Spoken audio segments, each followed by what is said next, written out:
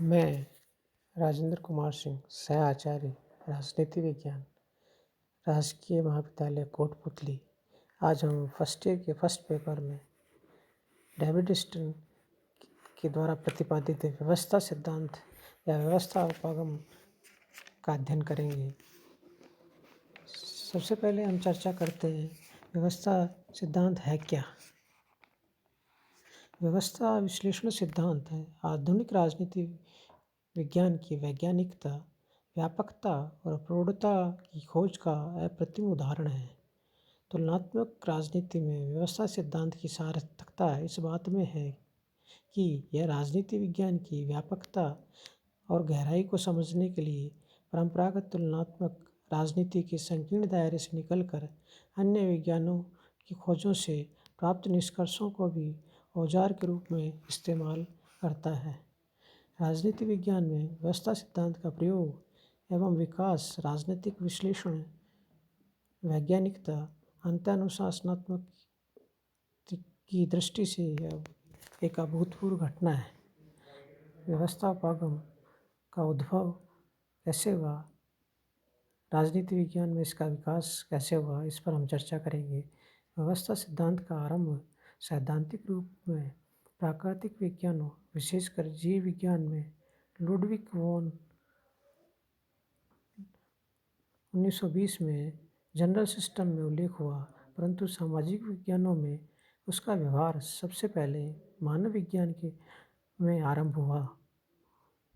समाज विज्ञानों में सर्वप्रथम एमिली बुर्कहाइम, जिनकी पुस्तक सोशोलॉजी एंड फिलॉसफी, और A.R. रैडक्लिफ ब्राउन, जिनकी पुस्तक structure and function in primitive society, और ब्रोनिस्लाव मैलिनोव्स्की, जिनकी पुस्तक the dynamic of culture change 1945 आदि ने किया। राजनीति विज्ञान के क्षेत्र में इस सिद्धांत के विकास ने महत्वपूर्ण काम किया। वे राष्ट्रीय राजनीति के क्षेत्र में डेविड स्टर्न, गैब्रियल आमंड, व अंतर्राष्ट्रीय राजनीति के क्षेत्र में मार्टिन कैप्लिन। व्यवस्था सिद्धांत की खोज के क्या कारण थे, इस पर हम चर्चा करेंगे। नंबर 1, राजनीति विज्ञान में इसकी आवश्यकता निम्न कारणों से महसूस की जाने लगी। नंबर 1, आधुनिक तुलनात्मक विश्लेषणों में राष्ट्र, राज्य और संविधान जैसे पुराने प्रत्ययों की अनुपयुक्तता की वजह से इसकी खोज की गई। नंबर 2, तुलनात्मक विश्लेषणों से अधिक व्यापक ढांचे की आवश्यकता थी, इस वजह से इसकी खोज की गई। राजनीति विज्ञान में विचारधारा से मुक्त दृष्टिकोण की आवश्यकता थी, इसलिए व्यवस्था सिद्धांत की खोज की गई। राजनीति विज्ञान में यथार्थवादी दृष्टिकोण की आवश्यकता होने से व्यवस्था सिद्धांत की खोज की गई। तुलनात्मक राजनीति को और अधिक वैज्ञानिक अध्ययन बनाने के लिए व्यवस्था सिद्धांत की खोज की गई। अब हम चर्चा करेंगे राजनीतिक व्यवस्था विश्लेषण का क्या अर्थ और अभिप्राय है। व्यवस्था का अभिप्राय है, यह शब्द भौतिक विज्ञानों से लिया गया है। भौतिक विज्ञानों के अंतर्गत व्यवस्था का अर्थ सुपरिभाषित अंतःक्रियाओं के समूह से है, जिसकी सीमाएं निश्चित की जा सके। शाब्दिक परिभाषा के अनुसार व्यवस्था का अर्थ है जटिल संबंधित वस्तुओं का समग्र समूह, विधि, संगठन और पद्धति के निश्चित सिद्धांत तथा वर्गीकरण का सिद्धांत। इन अर्थों में महत्वपूर्ण शब्द है संबंधित, संगठित व संगठन। व्यवस्था में 3 गुण पाए जाते हैं। नंबर 1, व्यापकता। व्यापकता का अर्थ है व्यवस्था के अंतर्गत हम सभी परस्पर क्रियाओं को शामिल करते हैं। नंबर 2, अन्योन्याश्रय। अन्योन्याश्रय का अर्थ है जब व्यवस्था के एक अंग के गुणों में परिवर्तन आता है तो उसका प्रभाव अन्य संगठनों पर भी स्वतः पड़ता है। नंबर 3, सीमाओं से हमारा तात्पर्य यह है प्रत्येक व्यवस्था किसी एक बिंदु से प्रारंभ होती है और किसी एक निश्चित स्थान पर उसका अंत होता है। अब हम चर्चा करेंगे राजनीतिक व्यवस्था का क्या अभिप्राय है। रॉबर्ट हॉल के अनुसार राजनीतिक व्यवस्था मानव संबंधों का स्थायी स्वरूप है जिसके अंतर्गत शक्ति, नियम, सत्ता महत्वपूर्ण मात्रा में अंतर्ग्रस्त हो। अब हम चर्चा करेंगे डेविड स्टर्न के अनुसार राजनीतिक व्यवस्था के 3 संघटक हैं। प्रथम है राजनीतिक व्यवस्था नीतियों के माध्यम से मूल्यों का आवंटन करता है। द्वितीय, इसका आवंटन प्राधिकारिक होता है। तीसरा, इसका आधिकारिक आवंटन समाज पर बाध्य रूप में लागू होता है। इस प्रकार कोई भी मानवीय मूल्यों की संरचना राजनीतिक व्यवस्था बन जाती है यदि उसके अंतर्गत शक्ति, नियम और सत्ता के तत्व दृष्टिगोचर होने लगते हैं। अब हम चर्चा करेंगे राजनीतिक व्यवस्था की विशेषताएं क्या है।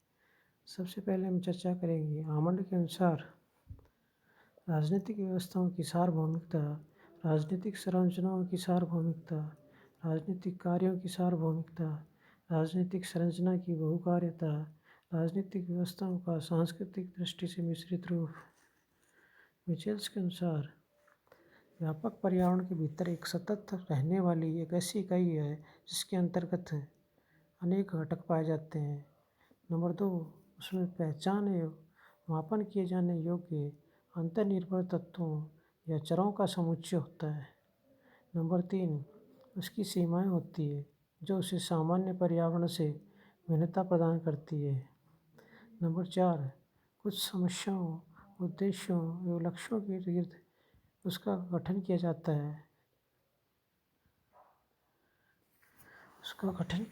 है। उसकी संरचनाओं का निर्माण होता है। नंबर 5, विशिष्ट समस्याओं एवं लक्ष्यों के विकास के साथ साथ उसमें विशिष्ट संरचनाओं और प्रक्रियाओं का विकास होता है। उसमें विभिन्नीकरण की मात्रा बढ़ती जाती है। राजनीतिक व्यवस्थाओं में पानी जारी यानी इन विशेषताओं को इस प्रकार समान रूप से प्रतिबिंबित कर सकते हैं। नंबर 1, राजनीतिक संरचनाओं की समानता। सभी राजनीतिक व्यवस्थाओं में राजनीतिक संरचनाएं पाई जाती है। इन संरचनाओं की परस्पर तुलना की जा सकती है और अंतर केवल विशिष्टीकरण का होता है। नंबर 2, कार्यों की सर्वव्यापकता। संरचना के आधार पर राजनीतिक व्यवस्था की तुलना करने पर हम सही परिणाम नहीं पाते हैं, अतः संरचना की अपेक्षा कार्यों को अधिक महत्व दिया जाना चाहिए। नंबर 3, राजनीतिक संरचना की विविधता। सभी राजनीतिक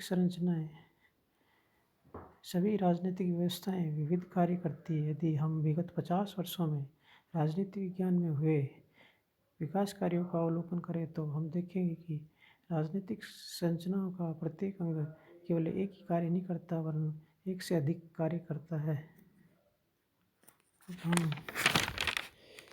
नंबर 4, राजनीतिक संरचनाओं का मिश्रित स्वरूप।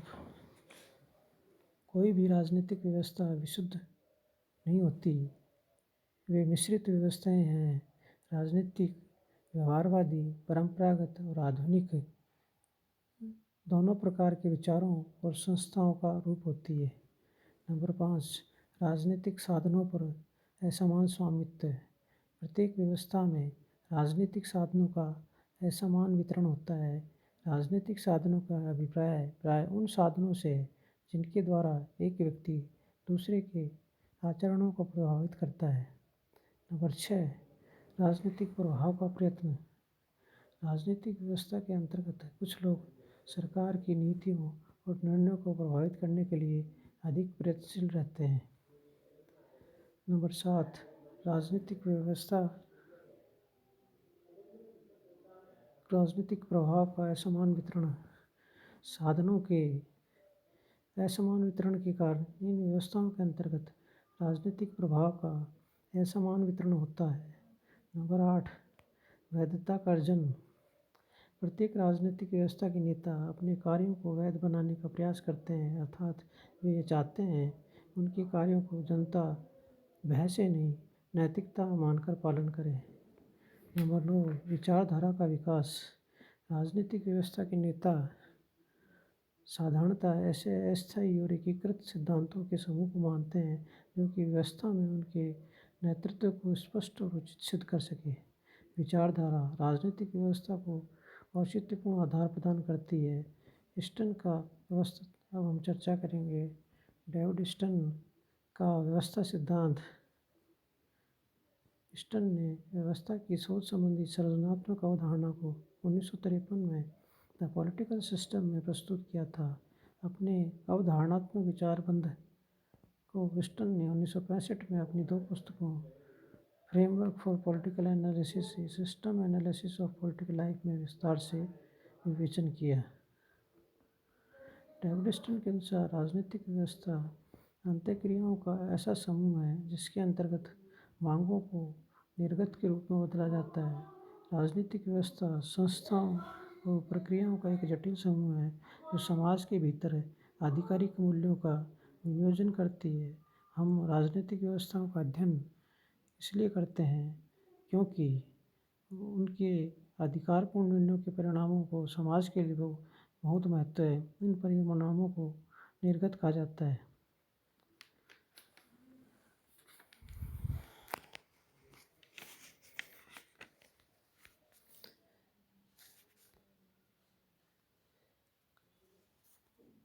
व्यवस्था स्टन के विश्लेषण की आधारभूत इकाई है, अतः अपनी सोच संरचनाओं के अंतर तथा आंतर व्यवस्थाओं के व्यवहार का अध्ययन करता है। प्रमुख अवधारणाएं। डेविड स्टन के व्यवस्था विश्लेषण की मूल इकाई अंतःक्रिया है। अंतःक्रियाओं में स्टन की 4 महत्वपूर्ण अवधारणाएं निकलती है: व्यवस्था, पर्यावरण, अनुक्रिया, प्रतिसंचरण, पुनर्निवेशन, पाश।